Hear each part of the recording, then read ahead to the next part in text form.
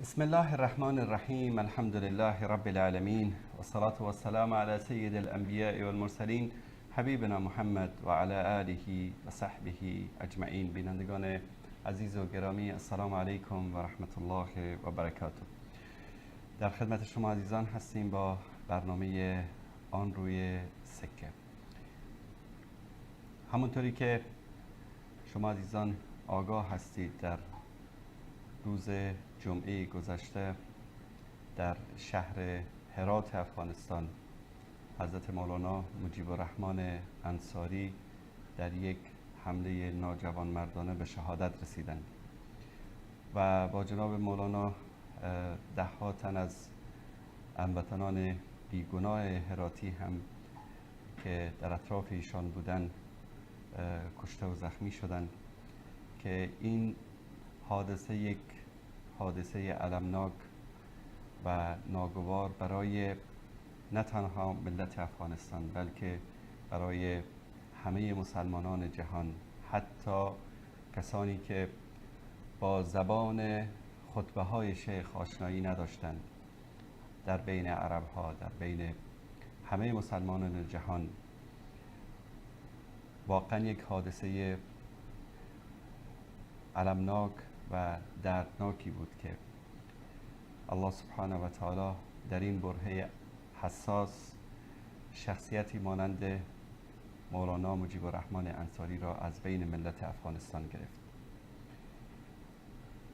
مولانا مجیب الرحمن انصاری اهل هرات و از نوادگان حاج عبدالله انصاری صاحب کتاب معروف مناجات نامه هستند و امام و خطیب مسجد جامع گازرگاه یا مسجد جامع خواجه عبدالله انصاری در شهر هرات و همچنین مؤسس و مدیر دارالعلوم عالی انصار، دارالایتام انصار و مدرسه عالی انصار و تعداد زیادی از حلقات حفظ قرآن کریم و فعالیت‌های اجتماعی در شهر هرات و در عموم افغانستان می باشند. حقیقتاً این حادثه چنان دردناک بود که زبان را یارای آن نیست که در مورد مولوی مجیب الرحمن انصاری رحمه الله و شخصیت ایشان صحبت کنم. اکنون با ما یکی از همراهان، یکی از کسانی که سالها با مولانا مجیب الرحمن انصاری در یک جا زندگی کردند، گاهی مدتها در یک اتاق با هم بودند، در یک کلاس درسی در دانشگاه اسلامی مدینه منوره با هم دیگر مشغول تحصیل علم بودند و شبها و روزها و سفرها با هم دیگر بودند. جناب استاد فضل حق سلیمانی با ما از طریق تلفن همراه هستند که در مورد شخصیت والای حضرت مولانا مجیب الرحمن انصاری رحمه الله از زبان استاد سلیمانی میشنیم. جناب استاد، سلام علیکم و رحمت الله و برکاته.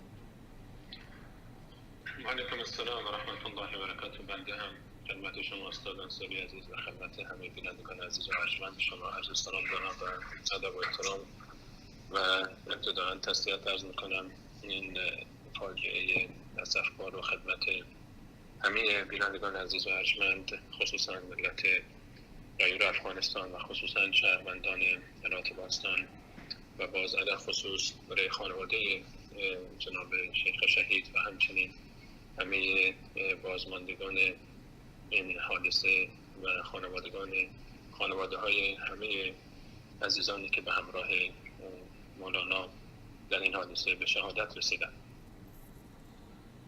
حقیقتا همونجوری که شما اشاره فرمودید جناب استاد انصاری عزیز، حادثه المناکی است، فراتر از آن چیزی است که بشه اون رو توصیف کرد و فاجعه بزرگی است. ما راضی هستیم به تقدیر رحمتان و میگوییم لا یصیبنا الا ما کتب الله لنا هو مولانا و علی الله فلیتوکل المؤمنون. و جز آنچه که الله متعال برای ما مقدر کرده است به ما نمیرسد و راضی هستیم بر اون و بر الله متعال توکل میکنیم. در خدمت شما هستیم. جزاکم الله خیر، بارک الله فیکم. تشکر از شما جناب استاد سلیمانی عزیز. همونطوری که اشاره کردم شما سالها در مدینه منوره با جناب مولانا یک جا بودید. در این شب و روزها در رسانه ها، در سوشال میدیا صحبت های زیادی در مورد مولانا شده است، اما شاید هیچ کس به اندازه شما در مورد صفات خلقی این بزرگوار اطلاع نداشته باشد، خاصتا هنگامی که در سفر بودن و در هجرت بودن در کنار شما. کمی در مورد این بزرگوار صحبت بکنید و در مورد اخلاق ایشان، در مورد صفت‌های خلقی و خلقی ایشان. بله جناب استاد انصاری عزیز، بنده سالهایی که حضرت مولانا شهید در مدینه منوره بودند، من کل این فضا رو و از روز ورودشان تا لحظه خارج شدنشان از مدینه منوره در چند سالی که اونجا بودم افتخار همراهیشون و همراهیشون رو داشتم. در مدینه منوره خصوصا در دانشگاه اسلامی مدینه منوره که ما هم کلاس بودیم با هم و روزها رو با هم در یک کلاس کنار هم می‌نشستیم و بعد از این هم که درس تمام می‌شد صبح تا ظهر رو با هم در دانشگاه بودیم و بعد از اون هم بعد از عصر که ما باز به همراه شما و مجموعه دوستان دیگر در مثال هم جمع می‌شدیم تا دیر وقت در تلویزیون با هم بودیم و سالهای فراوانی رو سالهای مختلفی رو با هم گذراندیم و صدها بلکه هزاران ساعت رو شاید ما با هم بودیم و این خاطرات بسیار زیادی در ذهن من از ایشان باقی مانده است که فرصت بسیار زیادی رو می‌طلبد که اگر بخوایم صحبت بکنیم درباره این موضوع. من فقط به چند نکته اشاره می‌کنم و چند نکته اساسی درباره صفات اخلاقی ایشان و کاش فرصت بیشتری بود. من خودم فعلا در فضای خارج از خانه و در سفر هستم که انشاءالله مفصل‌تر در این باره با هم صحبت بکنیم. از صفاتی رو که یکی از صفات بارزی که همه عزیزانی که با ایشون ملاقات داشتن ولو در حد چند دقیقه ذکر میکنن و بیان میدارن این هست که و همه شاهد عینی این حکایت بودن، ماشاءالله اون تواضع و فروتنی و سادگی ایشان بود و ساده زیستی ایشان. حضرت مولانا بسیار ساده زیست بودن و بسیار متواضع بودن و بسیار در رفتارشون با وجود شهرتی که داشتن، با وجود این همه در حال آوازه‌ای که ماشاءالله حضرت مولانا داشتن در جامعه فارسی زبان در هر سه کشور، در افغانستان و در تاجیکستان و در ایران، در بین سنت ایران خاصتا، با این وجود ایشان بسیار متواضع بود، بسیار ساده زیست بود و این تواضع رو به صورت کامل میشد در رفتار ایشان، در اخلاق ایشان، در تعامل ایشان با دیگران میشد کاملا احساس کرد و درک کرد و هرگز چیزی به نام غرور و تکبر در وجود ایشان مشاهده نمیشد. واقعا سادگی و تواضع ایشان زبان زد بود و زبان زد خاص آن بود و بسیار از کسانی که در مدینه منوره از فارسی زبانانی که بودن با ایشون ارتباط داشتن، ایشون رو اگر دعوت میکردن یا از ایشون چیزی میخواستن یا کمکی میخواستن یا مشارکت در محافل و مجالسی بود، به راحتی میتونستن که با ایشون رفت آمد داشته باشن، ملاقات بکنن. ایشون نه نمیگفت به اونها و حتما در محافل اونها شرکت میکرد، با اونها در این محافل شریک بود، در غمهای اونها، در شادیهای اونها و در تجارب مختلف با اونها مشارکت میکرد. بسیار لبخندش همیشه ماشاءالله بر لبش بود، برخلاف اینکه برخی در رسانه ایشون رو به عنوان شخصیت جدی می‌دیدن، اما ایشان در رسانه در پشت صحنه دوربین و در پایین منبرشون بسیار با لبخند، بسیار با اخلاقی خوش، بسیار با طبیعتی زیبا و آرام با اطرافیانشون رفتار می‌کردن و برخورد می‌کردن و ما لبخندهای ایشون رو همیشه شاهد بودیم. همیشه بسیار شوخ مزاج بودن و شوخ طبع بودن. در محفلی که ایشان حضور داشتن همیشه اهل محفل همیشه ماشاءالله حضور گرمشون رو احساس میکردن. لبخندهای زیباییشون همیشه هنوز در ذهن ما هست و شوخی‌های ایشون که همیشه محفلشون گرم بود از این اخلاق بالایشون و از اخلاق زیباییشون. در کنار این تواضع و ساده زیستی و فروتنی ایشون یک عزت نفس بالایی داشت و این عزت نفس در کنار این عزت نفسی که داشت ماشاءالله همیشه کارهای خود رو سعی کرد خودش انجام بده و این عزت نفسش رو در فعالیت‌های ایشون ما می‌بینیم، در موزه‌گیری‌های ایشون ما می‌بینیم، در سیاست‌هایی که ایشون داشتن، در تعاملاتی که داشتن با اطرافیان، در اداره مدرسه‌شون و در اداره مجموعه‌شون و در موزه‌گیری‌های حتی سیاسی که داشتن. این عزت نفس کاملا مشاهده می‌شد که چگونه با عزت نفس رفتار می‌کردن و با شجاعت. در کنار این عزت نفس، شجاعت ایشون قابل تقدیر بود که کاملا با شجاعت زبان زد، شجاعتی که واقعا زبان زد بود، زبان زد خواستان بود، این شجاعت رو ایشون انجام میدادن، با شجاعت مسیرشون رو ادامه دادن، از هیچ چیزی نمیترسیدن، از کسی تراسی نداشتن، از مرگ تراسی داشتن و نه از دشمنانی که اونها رو تهدید میکردن.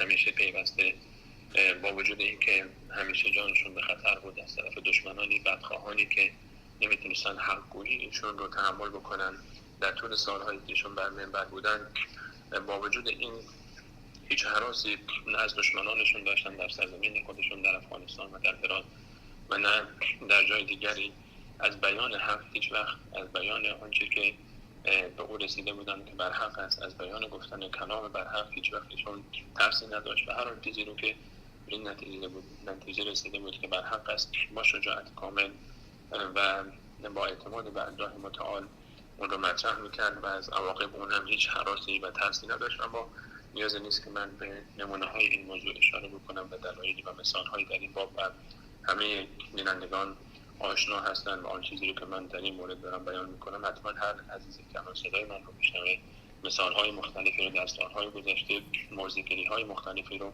مشاهده کرده و دیده و موزه‌گیری های قاطعانه‌ای که خصوصا در افغانستان ایشون داشت در 20 سال اشغال افغانستان به دست نیروهای اشغالگر. و علاوه بر شجاعتشون ماشاءالله شجاعت و اون نترسی که داشتن در بیان حق، از جمله صفات دیگری که ایشون داشت صبر و استقامتشون بود. بسیار انسان صبوری بود، بسیار حلیم بود و بسیار ماشاءالله در موضوعات مختلف حوصله داشت برای شنیدن حرف‌های مخالفینش، برای شنیدن صحبتی که دور بر بودن، با صبر و با حوصله. آنچه که در ما در مدینه منوره دیدیم و آنچه که عزیزانی که همراه ایشان بودند در مجموعه ایشان در هرات و استان، مجموعه‌ای که سرپرستی میکنن، مجموعه های مختلفی که سرپرستی میکنن، همه به این موضوع اشاره دارن که ایشان با صبر و حوصله و استقامت و حلمی که داشتن، همه کسانی رو که بهشون مراجعه میکردن برای حل مشکلاتشون که یک مرجعی بود واقعا در هرات و استان، خصوصا برای حل مشکلات مردم هرات و پدری میکرد برای مردم هرات به صورت عموم، خصوصا کسانی که در هرات بودن، برای حل مشکلاتشون در ابعاد مختلف با صبر و حوصله و حلمی که داشتن همینها رو در کنار خودشون نگه می‌داشتن.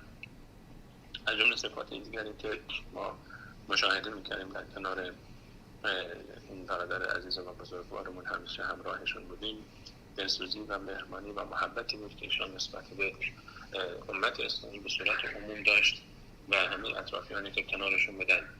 قلب بسیار رحیمی داشت و بسیار مهربان بود، بسیار قلب رحیمی داشت و بسیار مهربان بود و بسیار خوشخلق بود و نرم دل بود ایشون. و برای این سخن همین موضوع کافی است که بگیم ایشون الان دارالایتامی رو که دارن، میدونید شما هم در جریان هستید در همراهان ایشان که مجموعه بیش از 1000 یتیم رو سرپرستی میکردن در دارالایتام انصار و همراهانشون، عموی گرامیشان و عزیزان دیگری که همراهشون بودن و اون بزرگواری که به حال حامی اصلی مالی این مجموعه هست و بیش از 1000 یتیم رو سرپرستی میکردن. ایشون پدر 1000 تا یتیم بود، یتیم هایی رو که برخی از اونها رو میگفتن ما از کوچه و خیابان جمع کردیم، کودکان بی سر و پناهی که یا پدر و مادر رو هر دو از دست داده بودن یا یکی از والدین رو از دست داده بودن و اینها رو سرپرستی میکردن و اینها رو در دارالایتام خود داشتن و مانند فرزندان خودشون با اینها رفتار میکرد. و رسول الله علیه السلام درباره یک یتیم فرمود انا و کافل الیتیم که هاتین فی الجنه و دو انگشت اشاره و سبابه خود رو کنار هم گذاشت و فرمود که من با کسی که یتیمی رو سرپرستی بکنید در جنت هستم. حالا شما قیاس بکنید وقتی کسی مجموعه افرادی که بیش از 1000 یتیم رو سرپرستی میکنن و از خورد و خوراک اینها و جای اینها و مکانی که برای اونها ساخته شده و هزینه‌هایی که برای اینها شده و تدریس اینها و سالهاست که برای این مجموعه داره زحمت کشیده بشه. یتیم‌های اونجا هستن، اینها همه درصد از صدقات جاری است که از اون بزرگمرد به جان ماند. با وجود اینکه عمر اون عزیز 39 سال بیشتر نبود، تفاوت سنی ما با هم حدود 4 ماه بود و ایشون 39 سالشون تازه تمام شده بود، 39 سال و چند ماه عمر مبارکش بود و با وجود اینکه شاید این عمری است که عمر زیادی به حساب نیاد حقیقتا برای یک دعوتگر با این آوازه و با این پرونده کاری، ولی ماشاءالله الله متعال برکت گذاشته بود در عمرشان. از جمله صفاتی که ایشان داشتن حرص این انسان برای کارهای خیر بود و فعالیت‌های خیر بود. به خاطر همین دست می‌بینیم در این عمر کمتر از 40 سال یک پرونده عظیمی از فعالیت‌های انسان دوستانه، از فعالیت‌های دعوی، از فعالیت‌های خیریه به نام ایشان ثبت شده. و ما وقتی درباره آنچه که شما اشاره فرمودید مجموعه کارهایی که ایشون کردن صحبت می‌کنیم، علاوه بر اینکه از سن 19 سالگی ایشون بر منبر رفته بودن، بیش از 20 سال سخنران بودن و خطیب بودن و دعوتگر بودن و شاید میلیون‌ها نفر رو مستفید کردن با صحبت‌های خودشون، چه در خلال منبر چه در رسانه‌ای که بعدها در تلویزیون انسان هم و رسانه‌های دیگری که حاضر بودن. این بزرگوار در کنارش اداره تامی که دارن، در کنارش مدرسه‌ای که داشتن، در کنارش انجمنی که داشتن، در کنارش رادیوی انصار، در کنارش حلقات حفظ قرآن کریم، در کنارش مرکز اسلامی که در انتهای تأسیس داشتن و اشراف بر مجموعه مدارس مختلفی که در ولایت‌ها و استان‌های مختلف افغانستان با همکاری بقیه مشایخ و علما انجام میدادن. اینها همه نشان از حرص ایشون برای خدمت به جامعه اسلامی و خدمت و تربیت یک نسل مفید برای جامعه اسلامی بود، تربیت یک نسل آگاه، یک نسل هدفمند، یک نسل آزاده. یک از صفات دیگر ایشان آزادگی ایشان بود و این حریتی که داشتن و خود رو در بند هیچ تعصبی قرار ندادن. ایشون فرا قومی فکر میکرد، فرا مذهبی فکر میکرد. ایشون شخصیتی بود به هیچ حزبی، به هیچ گروهی خودش رو سعی کرد وابسته نکنه و آزاد اندیشید.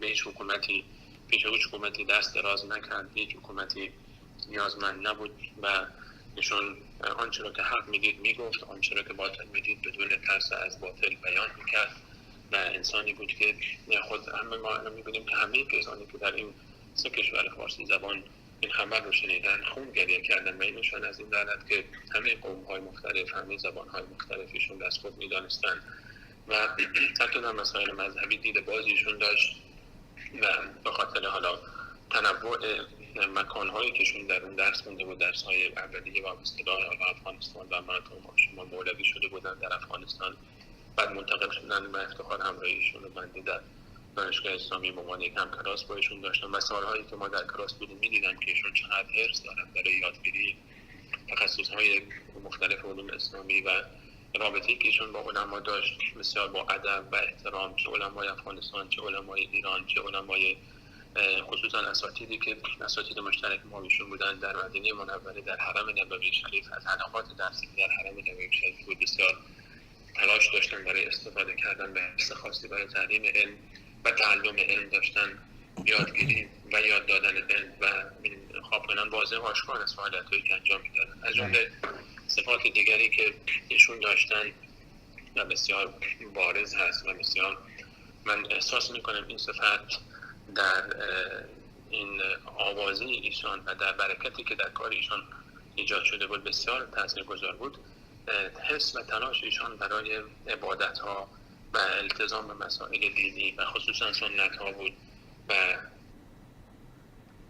آنچه را که ما مشاهده می‌کردیم از ایشون نحسبه کذلک و لا نزکی علی الله احدا، اخلاصی که در عمل از ایشون می‌دیدیم در عبادت‌هایشون، خصوصا در نوافل و سنن و التزامی که داشتن، خصوصا در حرم نبوی شریف و حرم مکی شریف. به خاطر دارید شما که همیشه ما دهه آخر رمضان در برنامه‌های رمضانی سال حقشون رو نداشتیم و در این وصلیشون بود که می‌فرمودم موقعی که ما شما نشستیم و در برنامه‌ها رو تدوین می‌کردیم برای رمضان و جدول برنامه‌ها رو مشخص می‌کردیم و کار میهمانان رو ایشون می‌فرمود که دهه آخر من رو ننویسید که من نیستم و می‌رفتن در حرم نبوی شریف و در مسجد حرام احیانا اگر فرصت میشد اعتکاف می‌نشستن و کل ده رو خودشون رو وقف می‌کردن برای عبادت، خاصتا در حرم. نمازهای تهجد تا اونجایی که من از ایشون سراغ داشتم نمازهاشون ترک نمیشد، نمازهای 5 وقتشون رو سعی می‌کردن در حرم با جماعت‌های حرم با وجود مشغله‌ای که داشتن ازشون ترک نشه. احیانا بارها میشنیدم از ایشون که تماس میگرفتیم که کجا تشریف دارید، میگفتن که من به مسیر مکه هستم. میگفتم جناب مولانا شما حدود نیم ساعت پیش با ما بودید، قرار بود خانه برید، چه شد یک دفعه سر از مسیر مکه در آوردید؟ میفهمیدن که من سمت خانه میرفتم، یک دفعه هوس مکه به سرم زد و کعبه و فرمون ماشین رو چرخوندم دارم میرم مکه، تک و تنها میرفتم مکه و عمر جا می آوردم و برمیگشتن. اینها علاوه بر اینکه خب ایشون حافظ قرآن هم بودن، صدای زیبایی که ایشون نقل مطاب بهشون داده بود و از جمله صفات ایشون بود که حافظ قرآن در سن 15 سالگی حافظ قرآن شده بودن و ایشون در کلاس وقتی تلاوت میکرد همه ما هم کلاسی 80 نفر بودیم از کشورهای مختلف لذت می‌بردیم از تلاوت ایشون در کلاس.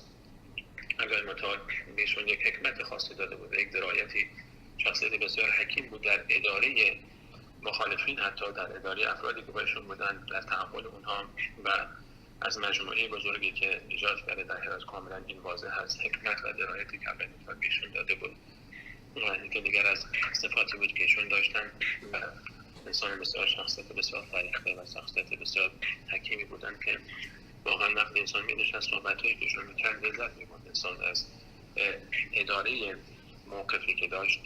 و در عبادت‌ها واقعا ما همیشه حسرت می‌خوریم. من در آخرین حجی که قبل از موضوع کرونا برگزار شد 3 سال پیش افتخار همراهی با ایشون رو داشتم. من و ایشون در حج با هم بودیم، در یک کاروانی با هم رفته بودیم و در اون کاروان واقعا می‌دیدم که ایشون بهره برداری می‌کرد. ما حقیقتاً در روز عرفه هیچ وقت فراموش نمی‌کنم که در صحرای عرفات ما در عصر عرفه دوستان گفتن که دعایی بکنیم در بیرون، بارانی هم باریده بود و هوا بسیار زیبا. در غروب عرفه با هم گوشه نشستیم، ایشون رو من گفت شما دعا رو شروع کن. گفتم حضرت مولانا در حضور شما من جرئت نمی‌کنم دست به دعا بلند کنم، با این جمع در میدان عرفات کار شماست.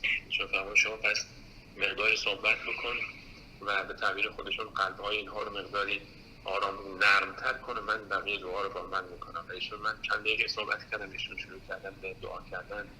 بعد از 10 دقیقه باور کنم جناب استاد انصاری عزیز، من وقتی که دور بر خودم به یک لحظه از چشمم پیچید این طرف اون طرف نگاه کردم، ما جمعیت 40-50 نفر مجموعه خود ما بیشتر نبودیم. یعنی وقتی دعا شروع شد، وقتی که من 10 دقیقه گذشت، من نزدیکی بیش از 1000 نفر رو دور بر خودم می‌دیدم که از عرب و عجم جمع شده بودن و فقط می‌دیدن چون مولانا وقتی دعا می‌کرد دست‌ها رو با آسمان بلند کرده بود و اشک می‌ریخت و گریه می‌کرد، هر کسی که از اون خیابان و کوچه رد می‌شد می‌آمد و در جمع ما می‌نشست و یک جمعیت عظیمی ایستاده بودن پشت سر. حتی خیلی ازشون نمی‌فهمیدن مولانا چی میگه، دعای فارسی می‌کردشون و فقط با این حسی که ایشون داشت، با این گریه‌ای که ایشون داشت، با این نجوایی که برای مطال داشت، پشت سرش گریه می‌کردن و اشک می‌ریختن.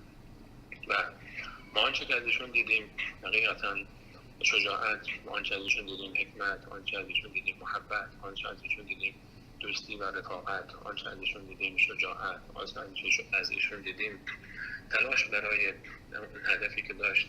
و ایشون از جمله شخصیت‌هایی بود که واقعاً در ما که حالا افتخار آشنایی با ایشون رو هم داشتیم، با وجود اینکه الحمدلله بنده خودم به شخصه باز برنامه‌های زیادی رو با ایشون رفتم و صحبت کردیم. با یک برنامه 30 قسمتی رو اگه به خاطر داشته باشید درباره سفر و آخرت با هم بودیم. در اون برنامه بسیار بسیار چیزها از ایشون آموختم. صحبت‌هایی که می‌کردن همیشه صحبت از شهادت می‌شد. من با ایشون شوخی می‌کردم، می‌گفتم حضرت مولانا چهره شما روز به روز به شهادت نزدیک‌تر میشه، برای اینکه بوی شهادت دارد. گفت که خدا کی بیاره اون روزی که این حرف شما رو من تجربه بکنم و نصیب من بشه این شهادت.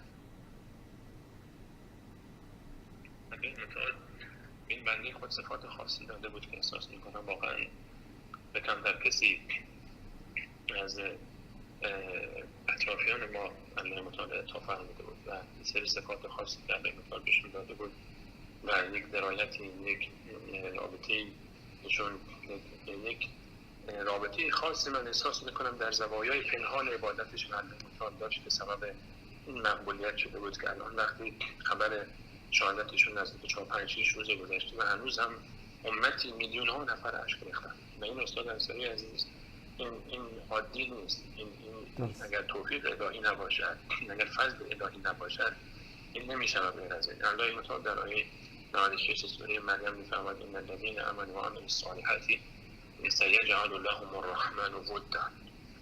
کسانی که ایمان میارن و عمل صالح انجام میدن، الله متعال اونها رو محبوب می‌داند. و رسول الله علیه الصلاه و السلام فرمود وقتی بنده را الله متعال دوست داشته باشه، جبرئیل امین میفرماید من فلانی رو دوست دارم، رو دوست داشته باش. جبرئیل امین در آسمان میفرماید الله فلانی رو دوست داره، رو دوست داره. و سپس در زمین نادا داده می شود که الله فلانی را دوست دارد و ثم یوضع له القبول فی الارض. در زمین برای اون مقبولیت ایجاد میشه. وقتی عالمی دعوتگری از دنیا رحلت میکنه و شهادت نصیبش میشه و میلیون ها نفر، صدها هزار نفر در جنازه ایشون شرکت کردن، میلیون ها نفر دعای خیر کردن، میلیون ها نفر برای ایشون دعای خیر میکنن، این غیر از مقبولیت یعنی چیز دیگری نیست. نمیشود که انسان نزد الله متعال مقبولیت نداشته باشه و این گونه نزد مؤمنین، نزد مسلمانان مقبولیت پیدا بکنه، این همه توفیق خدمت پیدا بکنه در عمری کمتر از 40 سال. پرونده‌ای رو به جا بگذاره از خودش که شاید اساتید ایشون نتونستن این پرونده رو داشته باشن. پرونده‌ای به جا بگذاره که شاید کسانی که 60 سال 70 سال تلاش کردن نتونستن همچین پرونده‌ای رو به جا بگذارن.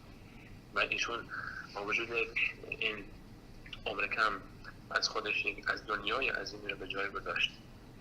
شخصیتی که هر گوشه از من روزهاست که من هر گوشه لحظه به لحظه وقتی که هر اتفاقی در زندگی برای من میفته یک خاطری از ایشون برای من تداعی میشه، یک تصویری از ایشون جلوی چشم من میاد. اون روزهایی که در دانشگاه من با ایشون با همراه بودیم، وقتی سوار میشدیم ما بین دانشگاه تا خانه بنده در مدینه منوره، شما به خاطر دارید که از کنار کوه احد رد میشد، بهشون راننده بودم، من روزاتون این که عریض میرساند و سوار میشونیم با ایشون کنار ایشون راننده بودم، منم در کنار ایشون در مسیر راه با هم در زیرها داشتیم و صحبت ها داشتیم درباره موضوعات مختلف دعوی صحبت میشد. هر وقت کنار احد رد میشدیم به شهدای احد از دور میدیدیم گفت که سلیمانی صاحب روزی میشه که نصیب ما هم خواهد شد که ما و شما هم روز شهدا حساب بشیم و یک روزی در کنار رسول الله علیه السلام حاضر بشیم به عنوان یک شهیدی بیایم در کنار سید شهدا. این آرزوی شهادت رو من همیشه در کلامشون میدیدم و همیشه در دعاهایشون هم در منبر این آرزو رو داشتن و با آرزوی خودشون رسیدن.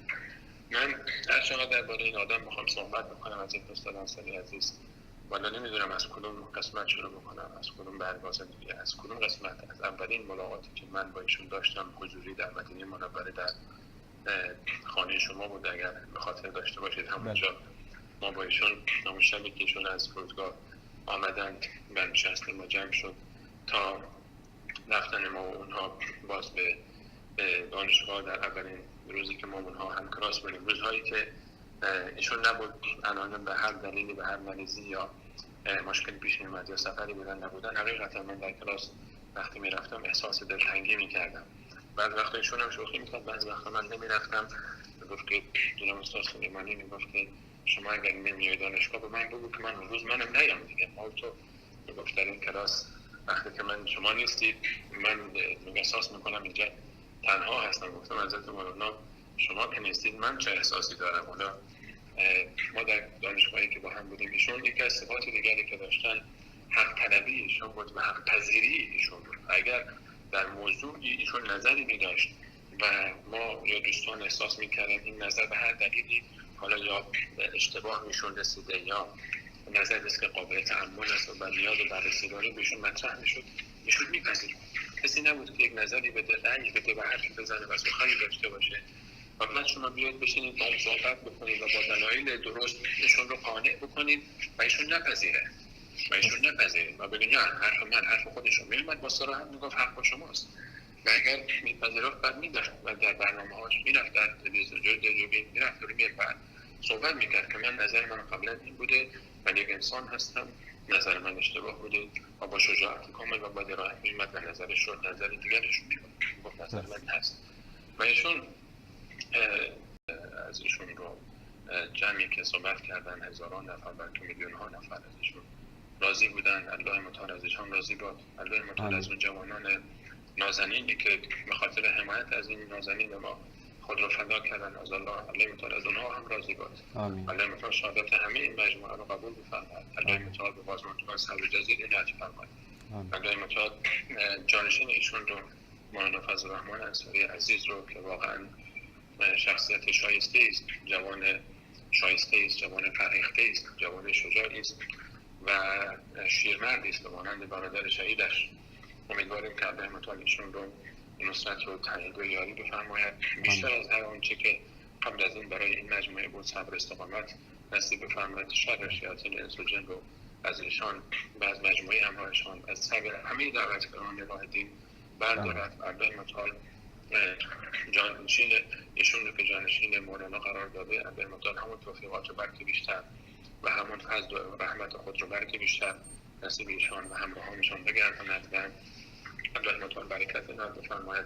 و جا داره که من باز از همه عزیزانی که بودن این خواهش رو داشته باشم، ما چرا باید منتظر باشیم تا علمای ما دعوتگران ما بعد از اینکه از دنیا رفتن بنشینیم یک گوشه و صحبت بکنیم و گریه بکنیم و اشک بریزیم؟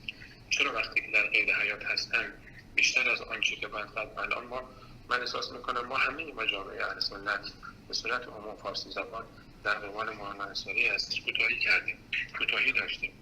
اونجوری که حقشون بود نباید به مجموعه ایشان رسیدگی نشده است و همراهان ایشان، راه ایشان. الان وقتش هست عزیزانی که هستن، کسانی که دستشون میرسه، کسانی که میتونن این حمایت رو انجام بدن، حمایت بکنن، نصرت بکنن، یاری بکنن، مجموعه ایشون جلو راهشون زنده باشه. مجموعه‌ای کهشون داشتن، مجموعه یارانشون و همراهانشون، هر کسی هر چقدر از دستش میتونه بر بیاد وظیفه شرعیش هست انجام بده. کسی که میتونه با مال خودش با مالش کمک میکنه، کسی میتونه با دعای خودش، کسی میتونه با یاری خودش، کسی میتونه با حضور خودش، کسی میتونه با نظر و مشورت خودش. و بقیه علمایی که ما داریم، بقیه علمای خودمون رو بدونیم، دعوتگرانمون رو بدونیم و از اونها حمایت بکنیم و اونها رو یاری بکنیم. خوشا به حال مولانا انصاری عزیز که جام شهادت میشه. ما ناراحت ایشون نیستیم، ایشون رفته جایی بهتر از جای ما، پیش کسی بهتر از جای ما، رفته پیش کسی که الله متعال بیشتر ایشون رو آرزو داشت برود پیش الله متعال رفته و اون پیش انبیای الهی و صدیقین و شهدا و صالحین داره حرکت میکنه. اما آنچه که برای ما باقی میماند، آنچه برای ما باقی مانده، ما وظیفه خودمون رو انجام بدیم که حداقل فردای قیامت ما هم وقتی پیش رسول الله علیه السلام حاضر بشیم اکرام پیاس دلین شهدا و صالحین شرمنده نباشیم که کاری نکردیم.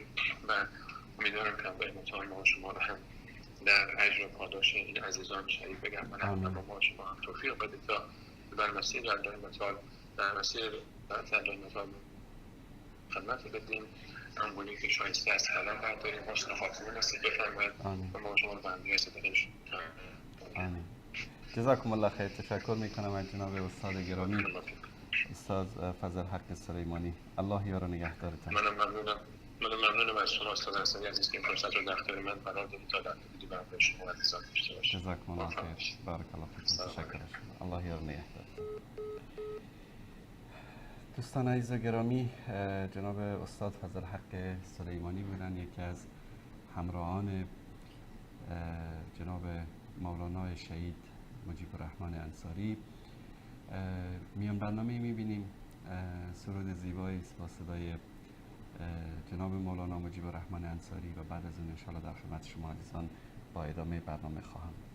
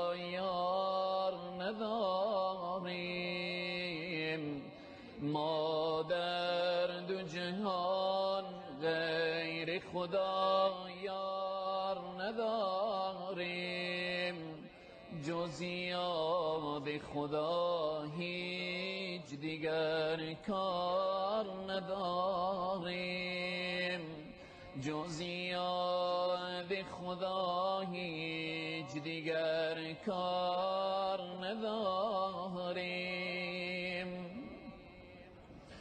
درویش و فقیریم در این گوشه دنیا، درویش و فقیریم در این گوشه دنیا، با نیک و بد خلق جهان کار نداریم، با نیک و بد خلق جهان کار نداریم.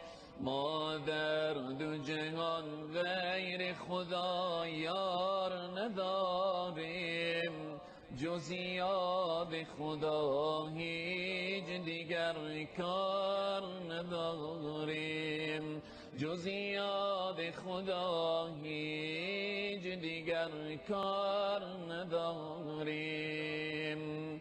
ما مست صبوحیم ز میخانه توحید، ما مست صبوحیم ز میخانه توحید، حاجت به می و باده خمار نداریم، حاجت به می و باده خمار نداریم.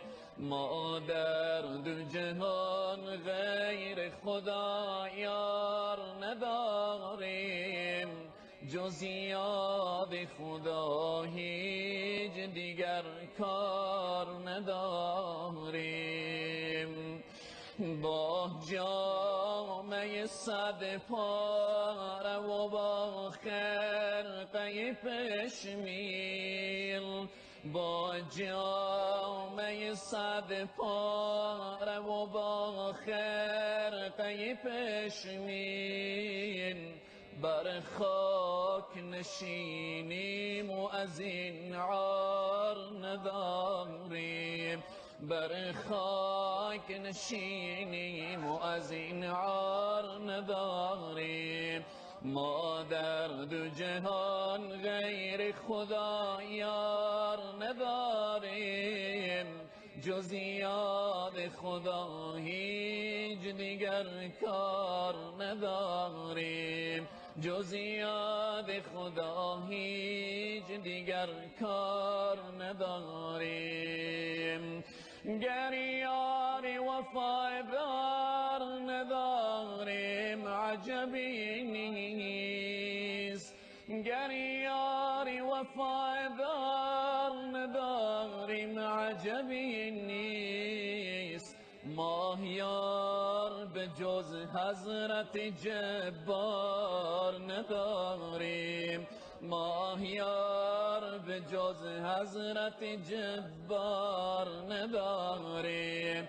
ما شاخی درختیم پر از میوه توحید، ما شاخی درختیم پر از میوه توحید. هر ره گذری سنگ زند عار نداریم، هر ره گذری سنگ زند عار نداریم. ما در دو جهان غیر خدا یار نداریم، جز یاد خدا هیچ دیگر کار نداریم، جز یاد خدا هیچ دیگر کار نداریم. بنگر تو دل خسته شمس الحق تبریز، بنگر تو دل خسته شمس الحق تبریز، ما جز هوس دیده دیدار نداریم، ما جز هوس دیده دیدار نداریم، ما در دو جهان غیر خدا یار نداریم، ما در دو جهان غیر خدا یار نداریم، جز یاد خدا هیچ دیگر کار نداریم، جز یاد خدا هیچ دیگر کار نداریم.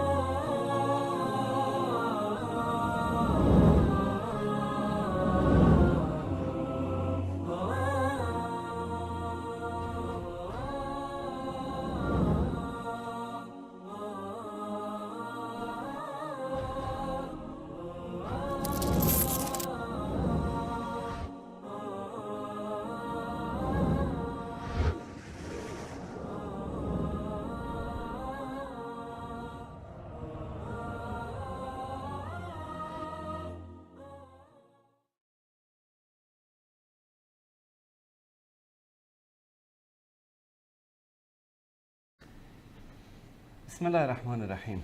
با سلامی دوباره خدمت بینندگان عزیز و گرامی، با شما عزیزان هستیم در برنامه آن روی سکه و این ویژه برنامه است در مورد شهادت جناب مولانا مجیب الرحمن انصاری.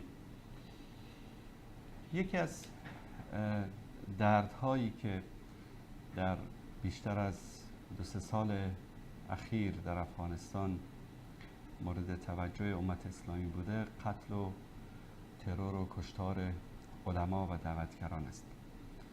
تا روزهای آخر نظام جمهوری و اشغال افغانستان توسط ناتو و آمریکا، بیش از 2000 عالم و دعوتگر و شخصیت‌های مهم علمی و اجتماعی در افغانستان به شهادت رسیدند که تا امروز در اون دورانی که چه حکومت و چه نیروهای خارجی اشغالگر ادعا می‌کردند که همه اطلاعات استخباراتی در افغانستان در اختیار اونهاست، تا امروز قاتلین این علما و دعوتگران شناخته نشده است. قاتلین استاد نیازی، دکتر نیازی رحمه الله، دکتر محمد عاطف و صدها و هزاران عالم و دعوتگری که در طی سالهای اخیر در افغانستان شهادت رسیدند. جالب اینجاست که هر اشغالگری وقتی که وارد یک کشوری می شود، در قدم اول علما و دعوتگران را که در بین مردم محبوبیت دارند، از ترس اینکه ملت در کنار آنها و به دور آنها علقه بزنند را نابود می کنند. کمونیستا هم بعد از کودتای سال 1357 در افغانستان اولین کاری که کردن، علما و دعوتگران را به شهادت رساندند. در پلیگون اطراف کابل، زندان پل شرقی کابل، هزاران نفر از علما و دعوتگران زنده زنده زیر خروارها خاک دفن شدند. حتی کسانی که در اون مناطق اطراف آنجا یا در زندان پل شرقی کار می‌کردند میگویند که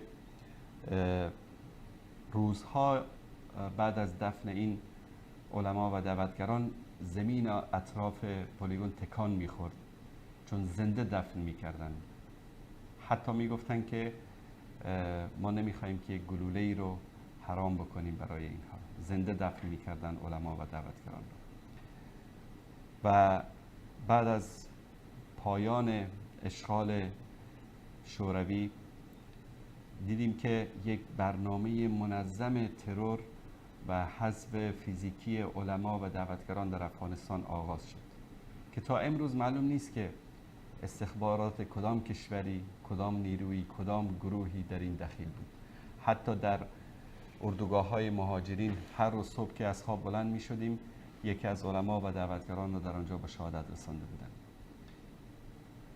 همچنین دشمنان اسلام خاصتاً رژیم جنایتکار آخوندی همیشه از حرج و مرج هایی که در پی انقلاب ها و دیگرگونی ها در کشورهای مختلف رخ میداد به نفع سیاست های پلید خود استفاده می کند و با قتل علما و دعوتگران اهل سنت از این فرصت استفاده می کنند. به یکی از شیوه های بسیار خطرناک و تفرقه افکنانه این رژیم این است که می بینیم که در موقعی که حرج و مرجی در یک کشور رخ میداد با قتل و ترور علما این قتل ها را به دوش کسان دیگری می اندازند، به دوش افراد دیگری می اندازند تا بدین وسیله هم به آرزوی خودشان برسند که ایجاد اختلاف و تفرقه در بین اهل سنت و سپس رشد دادن افرادی که نوکران و خودفروختگانی هستند که در کشورهای مختلف در خدمت این رژیم جنایتکار قرار دارند. اما بعد از آمدن امارت اسلامی طالبان در افغانستان این سلسله قتل‌ها و کشتارهای علما متوقف نشد و بلکه بیشتر از گذشته از این فرصتی که دست داده بود و خاصا در روزهای اولی که حرج و مرج زیاد بود صدها و بلکه هزاران نفر به شیوه‌های مختلف مورد هدف قرار گرفتند و تعداد زیادی از علما و دعوتگران به شهادت رسیدند و طبیعتاً می‌بینیم که این قتل‌ها و این کشتارها به دوش کسان دیگری انداخته می شود توسط میدیا و توسط رسانه‌هایی که مرتبط با رژیم ایران هستند تا در بین اهل سنت اختلاف و تفرقه و دو دستگی ایجاد بکنیم. دوستان عزیز، یک میان برنامه خیلی کوتاه می‌بینیم و بعد از اون انشاءالله دوباره برمیگردیم خدمت شما عزیزان و شماره تلفن برنامه هم زیرنویس می شود. عزیزانی که میخوان در برنامه مشارکت داشته باشند صدای این عزیزان را هم خواهیم شنید. موضوع برنامه ما شهادت مولانا مجیب الرحمن انصاری و قتل و کشتار علما و دعوتگران در افغانستان است.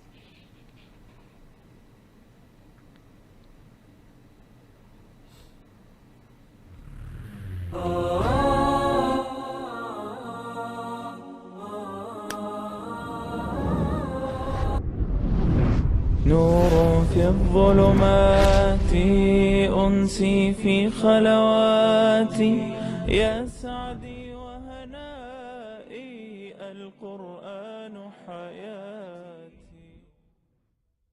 واصبر نفسك مع الذين يدعون ربهم بالغداة والعشي يريدون وجهه ولا تعد عيناك عنهم تريد زينة الحياة الدنيا ولا تطع من أغفلنا قلبه عن ذكرنا واتبع هواه وكان أمره فرطا.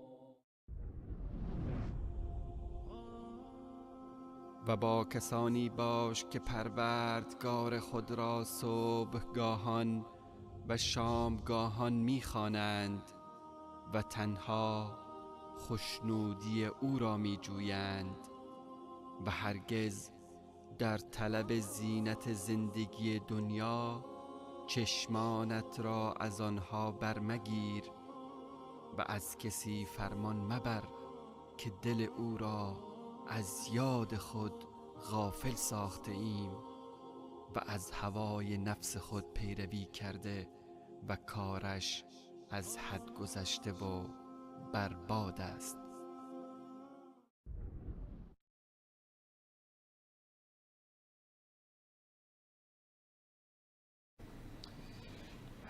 با سلامی دوباره خدمت بینندگان عزیز و گرامی.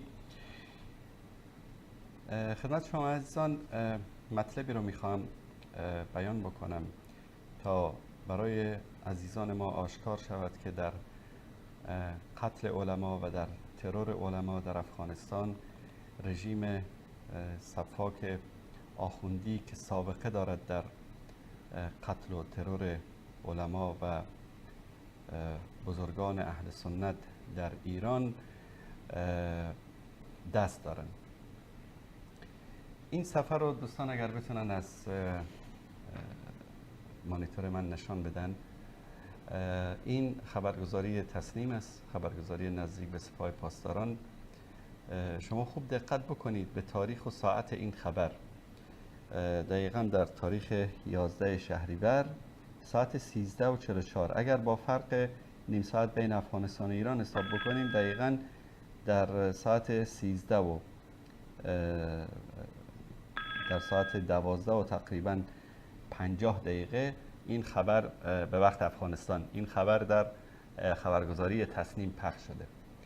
مولوی مجیب الرحمن انصاری در حمله انتحاری داعش کشته شد. دقیقاً حمله به ایشان در اوالی ساعت 12 ظهر رخ داد. یعنی در کمتر از یک ساعت خبرگزاری تسنیم خبر کشته شدن ایشان را تایید می کند و این رو می اندازد به گردن داعش. در اینجا ادامه همین خبر رو ما از خبرگزاری تسنیم خدمت شما عزیزان نشان میدم. اینجاست. در اینجا میگه که منابع افغان میگویند در نتیجه عملیات انتحاری داعش در مسجد گازرگاه ولایت هرات مجیب الرحمن انصاری خطیب این مسجد کشته شد. دوستان عزیز، تا ساعت تقریبا 2:30 به وقت افغانستان، یعنی 14:30 به وقت افغانستان، هنوز خبر شهادت مولانا مجیب الرحمن انصاری تایید نشده بود. اما خبرگزاری تسنیم هم شهادت ایشان را تایید می کند و هم این حمله رو می اندازد به گردن داعش. همچنین می بینیم که در روزنامه جمهوری اسلامی، دوستان اگر اینجا زوم بکنن، در اینجا نوشتن که مولوی مشهور وهابی و حامی طالبان در انفجار مسجدی در هرات کشته شد. و طبیعتا وقتی که به یک مولوی، به یک عالمی، به یک شخصیتی حکومت ایران بگه، اونم روزنامه رسمی جمهوری اسلامی بگه که وهابی یعنی چی؟ یعنی کشتنش رواست، ترورش رواست و کافر است و هزار یک حرفایی که شما دیگه کم نشنیدید از آخوندها. عده‌ای از دوستان شاید بگن خب داعش این کار رو انجام داده و آشکار است که یک حمله انتحاری بوده.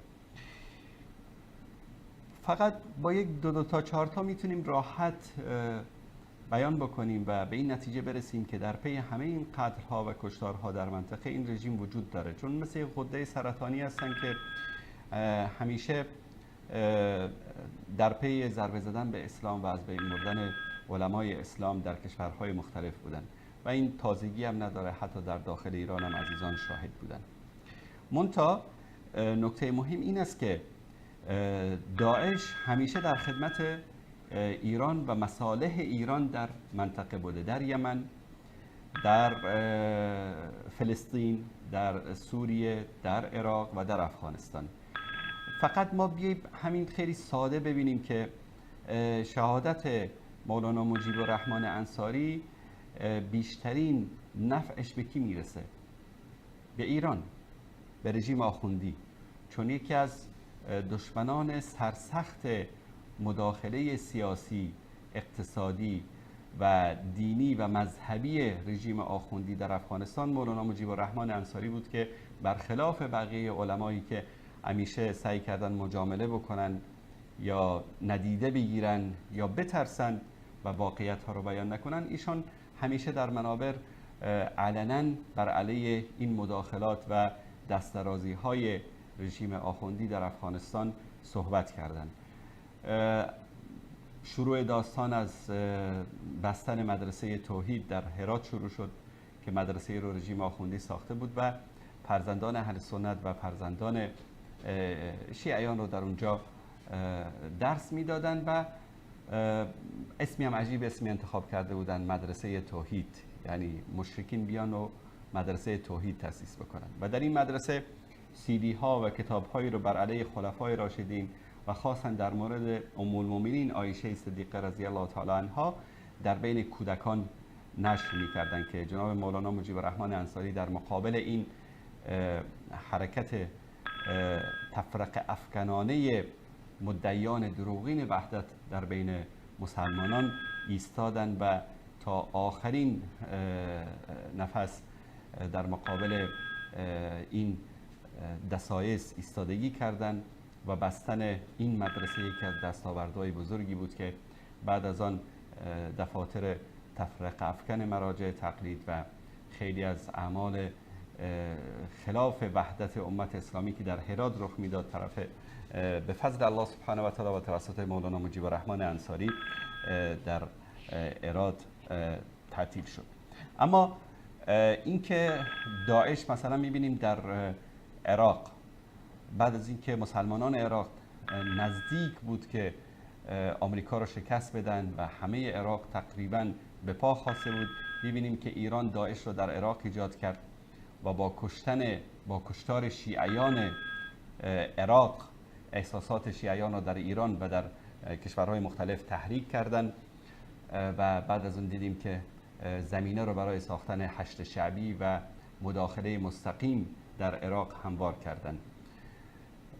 شروع داستان از به اصطلاح بمبگذاری در دو حرم امامین عسکریین به اصطلاح بود در سامرا که بعداً اخباری که از اخبار استخباراتی که درس کرد نشان داد که در پی این بمبگذاری رژیم ایران بود تا احساسات شیعیان را تحریک بکنه و منطقه رو به طرف جنگ مذهبی بین شیعه و سنی بکشانه که متاسفانه در عراق موفق شدن و امروز داریم می‌بینیم وضعیت عراق رو و الحمدلله که خودشان را در بین خودشون به جان هم دیگه افتادن.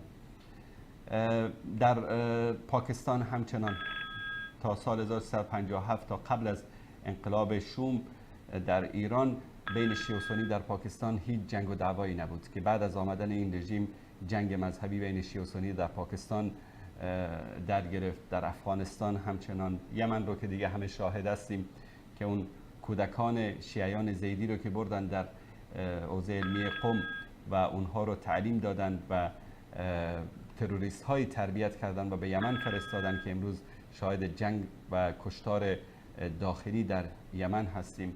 در افغانستان هم دقیقاً همین سیاست است و در هر جایی که مسلمان‌ها قد بلند کردن رژیم ایران، مثلا در سوریه وقتی که مجاهدین به حومه‌های دمشق رسیده بودن، مسلمانان اهل سنت، رژیم ایران داعش رو در اونجا به وجود آورد. در هر جا ببینید اینا مثل قارچ در بین مسلمان‌ها از زمین سر بلند می‌کنند و همه به اصطلاح کشورهای غربی، ایران و افکار عمومی رو بر علیه حرکت‌های آزادیخواه و اصلاحگرا در کشورهای اسلامی و با به وجود آوردن این حرکت داعش در بین آنها سعی می‌کنن که این حرکت‌ها رو و این جنبش‌ها رو نابود بکنن که متاسفانه در سوریه همین اتفاق افتاد، در عراق همین اتفاق افتاد و الان هم می‌بینیم که در افغانستان دقیقاً همین قضیه رو شروع کردن و شکی هم در این نیست که احمق‌ترین انسان‌های روی زمین می‌توانیم بگیم همین سگ‌های جهنم طبق فرموده رسول الله صلی الله علیه و سلم همین خوارج داعشی هستند که همیشه در پی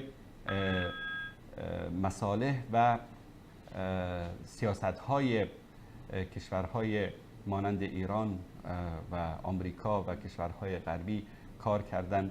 شاید بعضیاشون خیلی احساساتی بیان بگن که بله ما رو که ببینید که ما رو ایرانیان میکشن، ما رو آمریکا میکشه، ما رو غرب رو میکشه و این از حماقت و جهالت اینهاست که خدمت مفت و مجانی برای دشمنان اسلام انجام میدهند و در آخرم خسارت دنیا و الاخره، هم زندگی دنیایشان برباد و هم در آخرت در قهر جهنم خواهند بود. چه مسلمانی است این که بیاید و در بین جمع کثیری از کسانی که به سوی نماز میروند خود را منفجر میکند و ادعا میکند یا فکر میکند که با این کارش عمل بسیار نیک و شایسته ای را انجام داده است. بیننده پشت سرم تماس میگیرن، تماس ایشان رو بگیریم، بعد از انشاءالله در خدمت شما هستم. بله سلام علیکم، بفرمایید. الو سلام علیکم. علیکم السلام و رحمت الله. شبکه رساله حق، رساله حق، بفرمایید. خودتون رو معرفی کنید، از کجا زنگ میزنید؟ عبدالوکیل هستیم از اصفهان. آقای عبدالوکیل از اصفهان، بفرمایید آقای عبدالوکیل. السلام علیکم و رحمت الله و برکاته. علیکم السلام و رحمت الله و برکاته. من شهادت مولانا مجیب الرحمن انصاری را به تمام افغانستان تبریک و تسلیت میگم و به علال خصوص به شبکه های تولیدی که برای افغانستان روشنگری میکنی و رواتز را برای ما معرفی میکنی. شما استادانی هستی که در تمام کشورهای اسلامی داری روشنگری میکنی و رواتز را برای ما معرفی میکنی. این که شما گفتی به درستی توضیح دادی این چیزی که شما. خب من عذرخواهی میکنم از برادر عزیز، تماس ایشان قطع شد. اما در اینجا یک نکته رو باید بگیم که در حکومت قبل از طالبان در این شکی نداشتیم که حکومت قبلی در راستای قلقم و ترور علما و کشتار علما چه با داعش و چه با حکومت ایران همکار بودند. اما امروز توقع مسلمانان از طالبان و از حکومت امارت اسلامی این است که جلو این قتل‌ها و این کشتارها رو بگیرن. من فکر می کنم که وجود یک دعوتگر، جان یک دعوتگر خیلی مهمتر از هزاران میلیون ها شخصیت های دیگر است که باید حکومت طالبان و مسئولینی که هستن امروز در هرات و در کل افغانستان این مسئولیت پذیری رو داشته باشن که جلوی این قتل ها و این جنایت ها رو بگیرن. و همچنین در پی از بین بردن فکر تکفیری علما و دعوتگران در افغانستان باید قاطعانه عمل بکنن. من با خیلی از عزیزانی که صحبت میکنم خب میگم چرا در مورد این فکر و در مورد اینها صحبت نمی کنید؟ یکی از دلایلشان این است که میترسن. خب من بارها در برنامه ذکر کردم که این ترس و این حق نگفتن سبب میشه که نوبت تک تک اینها برسه. و این فکر داعش، شما تصور بکنید این فکر یک فکر خارجی است. خوارج در زمان اصحاب رسول الله صلی الله علیه و سلم مثلا میاد بهترین صحابه و اهل بیت حضرت علی رضی الله تعالی عنه رو یک خارجی میکشه و به نیت این که وارد بهشت میشه، به نیت این که عمل بسیار، عبادت بسیار بزرگی رو انجام داده. این یک مصیبت فکری است که باید علما و دعوتگران جوانها رو روشن بکنن تا این گروه باطل و این گروه گمراه موفق نشه که از بین جوانان ما، از بین جوانان متدین و معصوم ما سربازگیری بکنن برای اهداف شومشان. بله سلام علیکم، بفرمایید.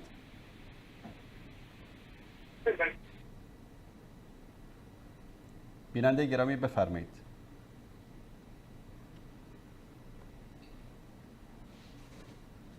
بله.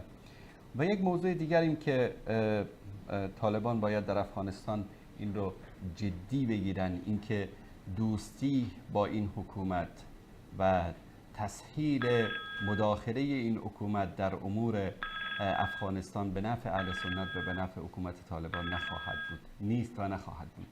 در طول تاریخ می‌بینیم که هر کسی که، هر حکومتی که اینها رو در کنار خود گرفتن و به اینها پست و مقام دادن، آخر قربانی دسایس اینها شدن.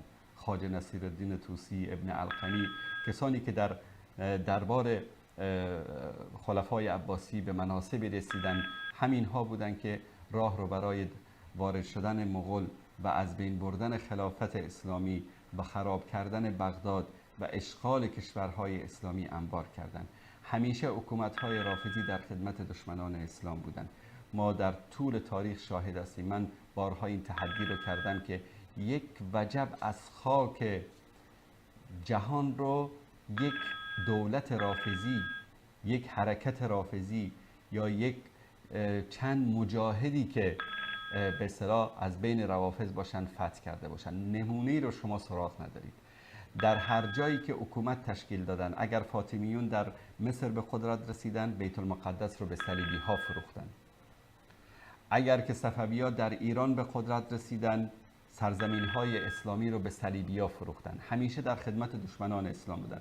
عثمانی ها هر موقعی که به خاطر فتوحات اسلامی وارد اروپا می شدن، صفوی ها از پشت به اینها حمله می کردن تا جلوی فتوحات اسلامی رو بگیرن. در طول تاریخ ما می بینیم که اینها در خدمت دشمنان اسلام قرار گرفتن و همیشه برای آنها مانند یک حربه‌ای بر علیه مسلمان ها کار کردند. بیننده گرامی سلام علیکم، بفرمایید.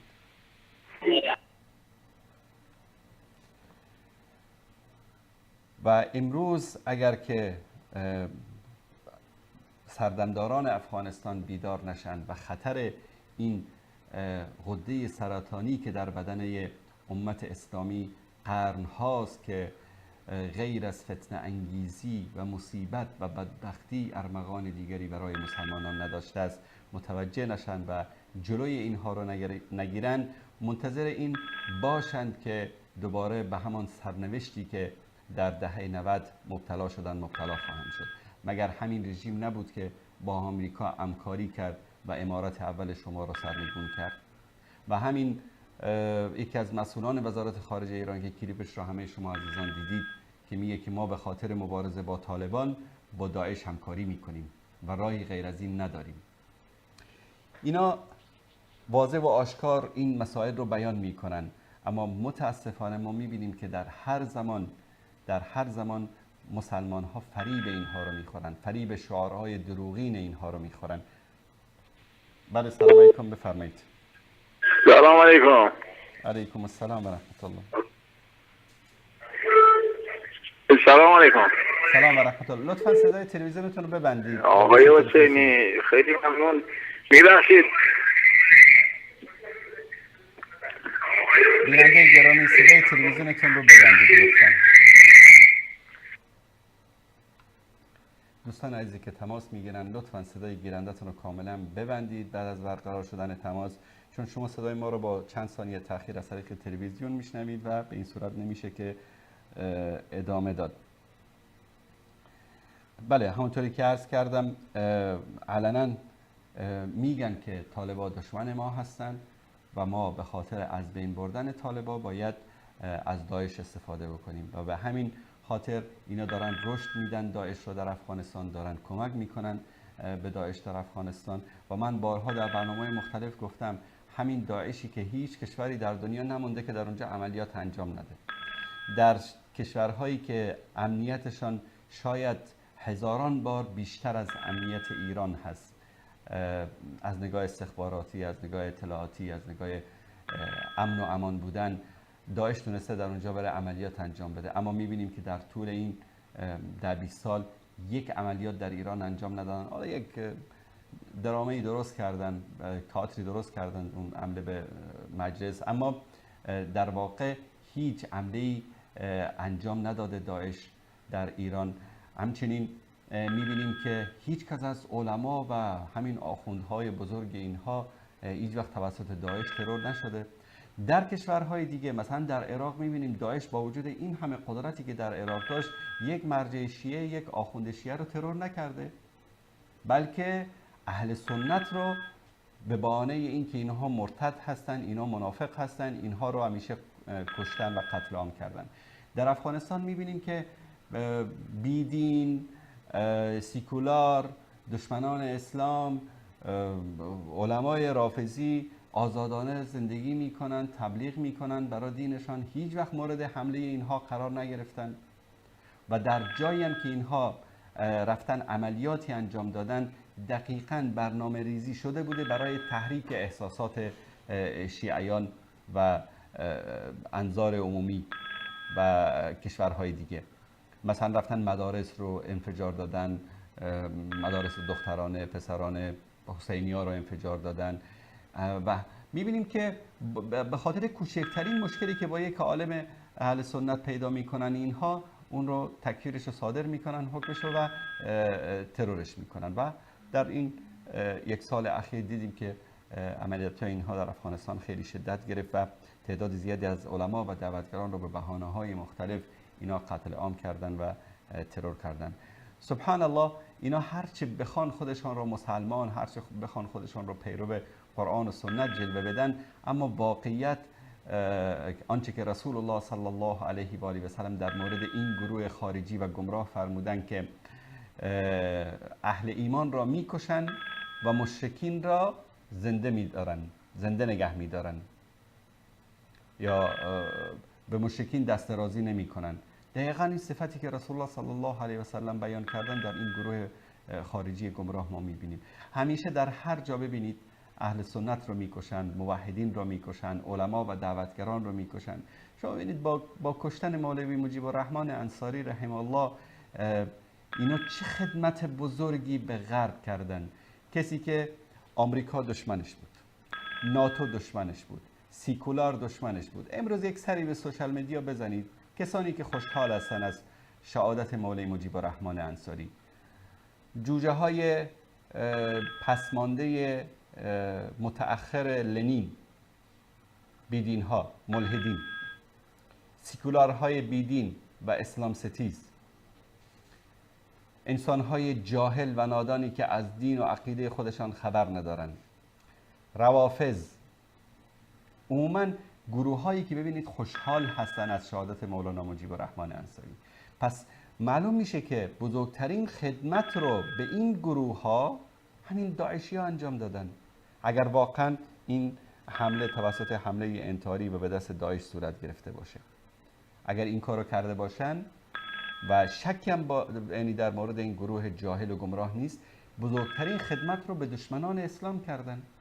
اینو چگونه مسلمانی هستن که ببینید کمی عقل و شعور اگر داشته باشن، یا همین جوانهایی رو که اینها فریب میدن، تنبیه میکنن که برن این کارها رو انجام بدهن، یک کمی اگر عقل و شعور داشته باشن که این کاری که انجام میدید به نفع کی تمام میشه. و هر انسان عاقلی میگه که این کاری که اینا انجام دادن امروز ما نتیجهشو داریم میبینیم در سوشال مدیا در همه دنیا که این 4 گروه خوشحالن. پس بزرگترین خدمت رو به دشمنان اسلام اینا کردن و در طول تاریخ همین بوده. بهترین انسانها رو از زمان صحابه تا امروز همین گروهی که با فکر خارجی که امروز به نام داعش معروف هست انجام دادن. ظاهرشان بلکه از دوستان میگه خب اینا انقدر خودشون رو مسلمان میگیرن، انقدر خودشون رو متدین میگیرن، میگن ما پیرو قرآنیم، سنتیم، نمیدونم جهاد و فلان حرفا. خود در سابق هم همین بودن. ابن عباس رضی الله تعالی عنهما وقتی حضرت علی رو میفرسته برای نصیحت کردن خوارج، وقتی وارد خیمه اینا میشه یک لحظه میگه من خودم شک کردم که ما بر حقیم یا اینا.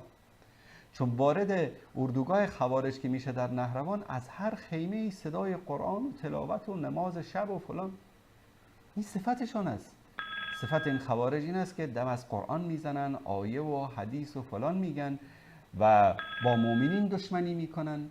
شما امروز یک سری بزنید به صفحات اجتماعی در فیسبوک و توییتر و غیره، ببینید که بیشترین دشمنی اینها با کی است؟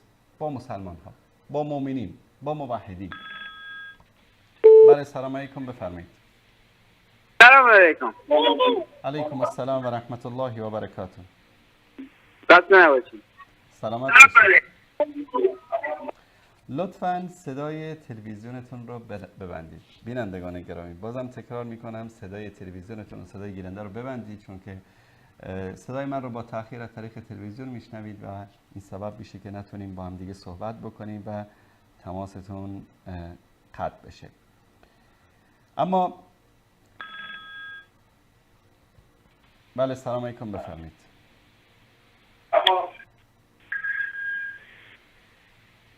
بیننده گرامی لطفاً تلویزیون رو صداشو ببندید.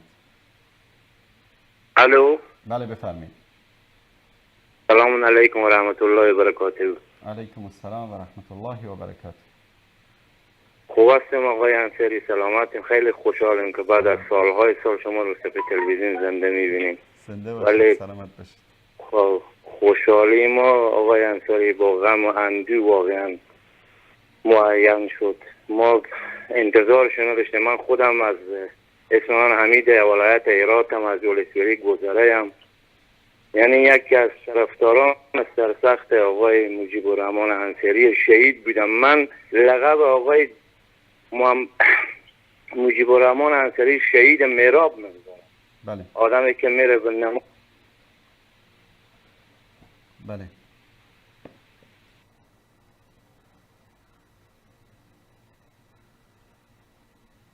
متاسفانه مشکلی در تلفن هم هست که بعد از چند ثانیه صحبت کردن صدای بینندگان قطع میشه. عزیزان سعی کنن که این مشکل رو در برنامه آینده یک چاره‌ای براش بیندیشن.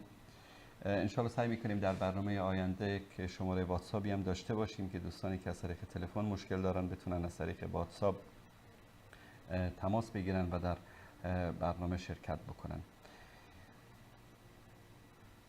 دوستان عزیز، همونطوری که خدمت شما عرض کردم، دو دشمن بزرگ امت اسلامی از صدر اسلام که همیشه در پی ضربه زدن مسلمان ها از داخل بودند، مانند خنجری از پشت حمل کردند و همیشه در حساس ترین زمان مسلمان ها رو ضربه زدند، یکی روافض و دیگر خوارج بودند.